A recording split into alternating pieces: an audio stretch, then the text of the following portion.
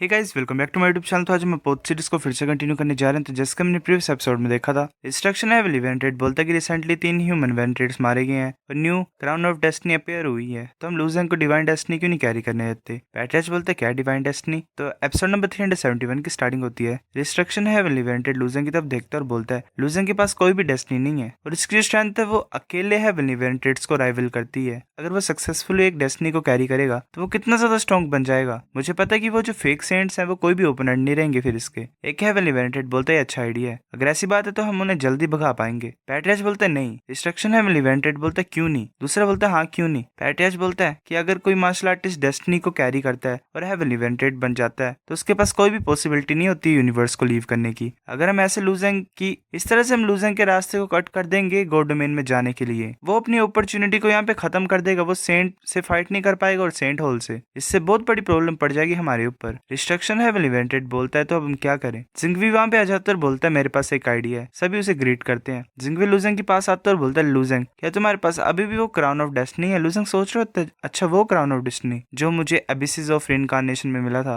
ये वही crown of destiny जिसने पूरे वर्ल्ड को हिला ही दिया था एक तरह से, और जिसकी वजह से इतने ज्यादा हेवन इवेंटेड मेरे पास आए थे। उस टाइम पे मेरा एलम लॉर्ड नहीं था तो उसे मैं कैरी नहीं कर सकता था, वो अभी भी मॉडल मेंशन में है। डिस्ट्रक्शन हेवन इवेंटेड बोलता है क्या तुम्हारे कहने का मतलब 129th क्राउन ऑफ डेस्टिनी? जिंगवी बोलता है हाँ तुम सही बोल रहे हो। जब जो लास्ट राउंड था यान एरा का वो डिस्ट्रॉय हुआ तो मैंने एक हेवन इवेंटेड की लाइफ को बचा लिया था, पर फिर वो बाद में 5 सेलेस्टियल डीके में एंटर हो गया। पर उसकी जो क्राउन ऑफ डेस्टिनी है वो भी प्रिजर्व्ड है। जो डेस्टिनी है वो क्राउन पोजेस करता है वो ब्रोकन है। मैं उस क्राउन को रीइंटीग्रेट कर दूंगा, रीऑर्गेनाइज कर दूंगा ताकि वो करंट हेवनली डार्क को फिट कर सके, मतलब फिट हो उसमें।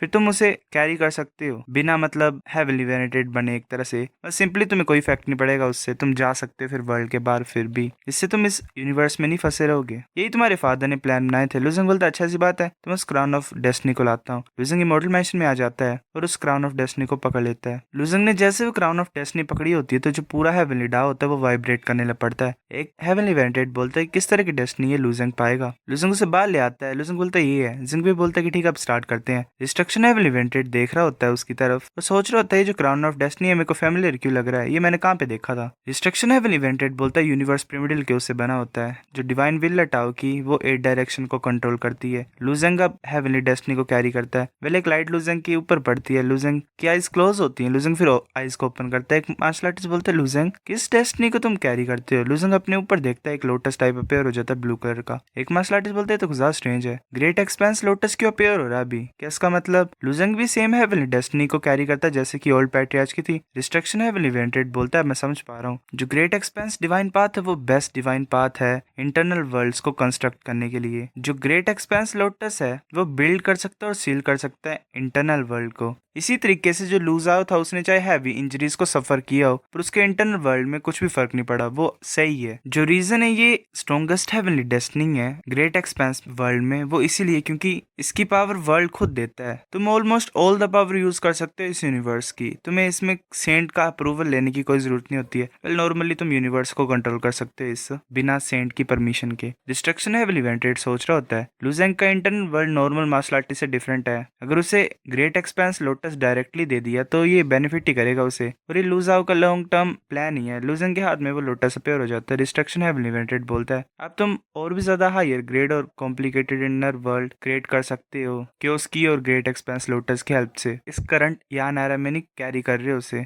इसलिए जो ग्रेट एक्सपेंस लोटस है यूजलेस है, पर ये फिर भी तुम्हारी स्ट्रेंथ को एनहांस कर ही सकता है ग्रेटली। लूजेंग बोलता है शुक्रिया तुम्हारी गाइडेंस के लिए। मैं लूजेंग सच्ची मुच्ची डेफिनेटली उन फेक सेंट्स को यहाँ से भगा दूंगा। डिस्ट्रक्शन हेवनली इवेंटेड बोलता है कि अच्छा लगा वेल सुनने में। लूजेंग बोलता है कि मैं पूछना चाहता हूँ, एक छोटी सी बात करना चाहता हूँ मैं तुमसे। मैं काफी टाइम से अपनी फैमिली के पास नहीं गया हूँ और मैं अपने सन को वर्ल्ड दिखाना चाहता हूँ, और ऊपर से एक और प्रॉब्लम है, जो मेरे फ्रेंड्स है वो भी इमॉर्टल मेंशन में है, वो अपर वर्ल्ड के प्रेशर को सह नहीं सकते हैं। क्या ओल्ड पैट्रियार्च के पास कोई तरीका है जिससे वो इस सिचुएशन में डील कर सके? डिस्ट्रक्शन हेवनली इवेंटेड बोलता है कि छोटी सी चीज है क्यूनलान, तुम जाओ लूजेंग की हेल्प करो। वो जो हेवनली इवेंटेड होता है क्यूनलान वो एक चीज को बाहर निकालता है और बोलता है कि जो बोतल है ये क्लेंजिंग डस्ट पिल से फिल्ड है। ये सराउंडिंग हेवन और अर्थ एनर्जी को न्यूट्रलाइज कर सकता है। अगर तुम इसे खाओगे, मतलब वो इसे खाएंगे, तो वो अपर रेलम में बिना किसी प्रॉब्लम के घूम सकते हैं, पर इसकी टाइम लिमिट है। लुजंग बोलता है कितना, मतलब एक पिल कितना लास्ट करती है। क्विनलांग बोलता है कि ये टॉप ग्रेड मेडिसिन पिल है,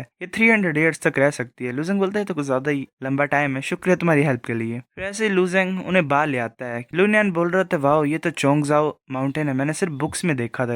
वैसे उड़ रहा होता है और बोलता है जो ग्रेट 1000 वर्ल्ड है वो एक पार्टी है, और जो ग्रेट अपर वर्ल्ड है वो 1000 ऑफ पार्टीज को कंसिस्ट करता है। जो ग्रेट वर्ल्ड है वो तो सच्ची मुची बाउंडलेस और वास्ट है। लुजंग बोलता है ग्रेट 1000 वर्ल्ड का कॉम्बिनेशन ग्रेट अपर वर्ल्ड है, ये तुम्हें किसने बोला? लुनियन बोलता है कि मैंने बुक में रीड किया है। बिलियंस ऑफ ग्रेट 1000 वर्ल्ड से बिलियंस ऑफ ग्रेट 1000 वर्ल्ड और 1000 of great upper world concentrate हुए हैं स्टमक के एरियाज में। जो 9 स्टार्स हैं वो पूरी बॉडी में स्प्रेड हुए हैं, जैसे कि इंटरनल ऑर्गन्स और फिजिकल बॉडी। पता नहीं ऐसा कुछ ही बोल रहे हैं, बड़ा कंफ्यूजिंग है। लुजंग बोलता है कि नाम क्या बुक का? लुनियन बोलता है कि universe structure summary records.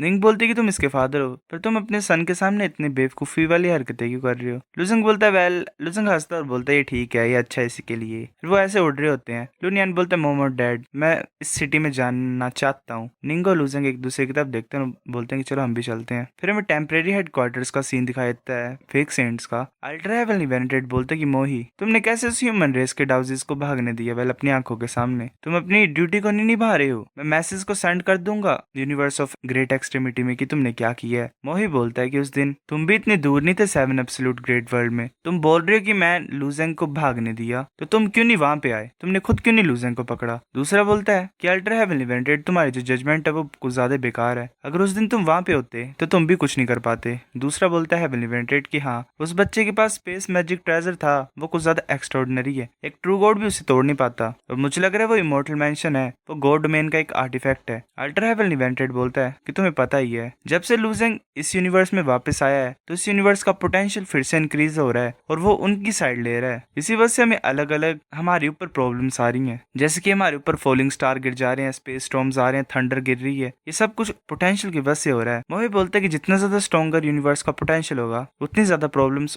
Universe के ओपोनेंट के ऊपर आएंगी। यूनिवर्स को एक पर्सन की तरह कंसिडर किया जा सकता है। वॉल ऑफ साइज को तोड़ना सेम ही है एक पर्सन की स्किन में एंटर करना एक तरह से। अगर कोई सिक हो जाता है, वेल बीमार हो जाता है, तो बॉडी का इम्यून सिस्टम काम करता है और वो सिकनेस के अगेंस्ट में फाइट करता है। जैसे कि हम इस यूनिवर्स में एंटर हुए, जितने भी लिविंग क्रिएचर्स और बिग और स्मॉल ग्रास थे, माउंटेन थे, रिवर्स थे, वो हमारे ऊपर अटैक करना स्टार्ट कर दिया उन्होंने। अगर हम ग्रास के ऊपर भी चलेंगे तो हम कुछ बुरा सा ओरा सेंस कर सकते हैं ग्रास से। वेल एक तरह से जो यूनिवर्स है वो फाइट बैक कर रहे हैं इनसे। मोही बोलता है कि पास्ट 3 साल में हमने ऑलरेडी 600 बीस्ट टाइड को एक्सपीरियंस किया है, 1000 ऑफ स्टॉर्म्स को भी और 10,000 ऑफ सुनामीज को भी। और 3 मंथ पहले 9th लेयर लाइटनिंग हमारे ऊपर गिरी थी, जिसकी वजह से 4 हेवनली वेनेटेड मर गए और 17 रेलम लॉर्ड मर गए। वेल वाओ, मेरे को क्यों करना पड़ेगा ये? मैंने इतने ज्यादा रोरिंग ऑर्डर्स को चुराया है, पर ये अभी भी कुछ काफी नहीं है। ये काफी नहीं है, मतलब हम इस वर्ल्ड के मोराल को क्यों नहीं डिस्ट्रॉय कर पा रहे हैं? उनका पोटेंशियल में तो कुछ फर्क नहीं पड़ रहा है। वेल थंडर स्लोर ऑर्डर यूज करके भोंग के रहा होगा ये। सिल्वर फ्रॉस्ट हेवनली वेनेटेड बोलता है कि मैं समझ पा रहा हूँ तुम्हारे इंटेंशंस को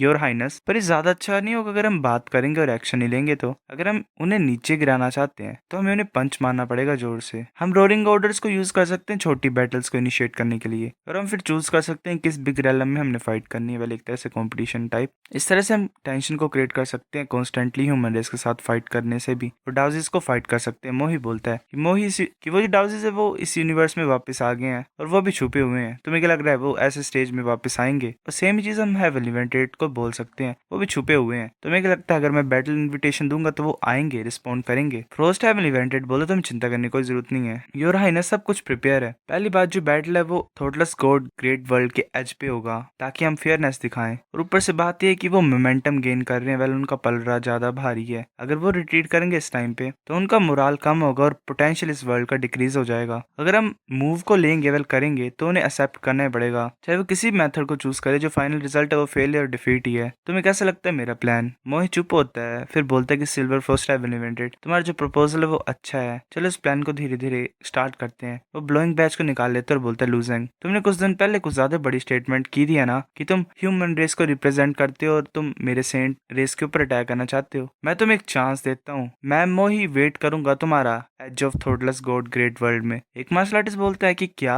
ये मोही डायरेक्टली लुजेंग को चैलेंज करना चाहता है। दूसरा बोलता है कि जो सनफ्लावर वाटर वर्ल्ड है वो थॉटलेस गॉड ग्रेट वर्ल्ड में बिलोंग करता है। जो लोकेशन उन्होंने चूज की है वो वेल एक तरह से अच्छी है, क्या लूजन की हिम्मत है फाइट करने की। दूसरा बोलता है कि ये फेयर नहीं है, मोही ऑलरेडी बहुत ज्यादा पावरफुल रेलम लॉर्ड है और उसके पास रिकॉर्ड भी है हेवनली वेंटेड्स को मारने का। इसकी स्ट्रेंथ काफी ज्यादा ऊपर है नॉर्मल रेलम लॉर्ड से। ये तो सेम ही है कि जैसे कि हम हेवनली वेंटेड को कंपेयर कर रहे हैं एक डिवाइन एक्सट्रीमिटी रेलम के मार्शल आर्टिस्ट के साथ। लूजन को फाइट नहीं करने चाहिए, वो अभी भी ब्रोक थ्रू कर सका है रेलम लॉर्ड में। दूसरा बोलता है कि मोही क्लियरली ये हमारे यूनिवर्स के पोटेंशियल को डिक्रीज करने के लिए कर रहा है ताकि जो सिचुएशन है वो उसके लिए अच्छी हो जाए। दूसरा बोलता है पर अगर हम फाइट नहीं करेंगे तो हम एक तरह से उनके ट्रैप में फंस जाएंगे। तभी कोई अननोन इंसान बोलता है कि तुम कौन हो, कितनी उम्र है तुम्हारी, वेल कितने ओल्ड हो तुम। सो गाइस एपिसोड नंबर 371 इतना था। अगर आपको वीडियो पसंद तो लाइक करनी, फिर भी लाइक कर दो, शेयर करो दोस्तों के साथ, कमेंट करके बताओ अगर आपको वीडियो कैसी लगी। सब्सक्राइब करो, तो देख लिया, बाय बाय।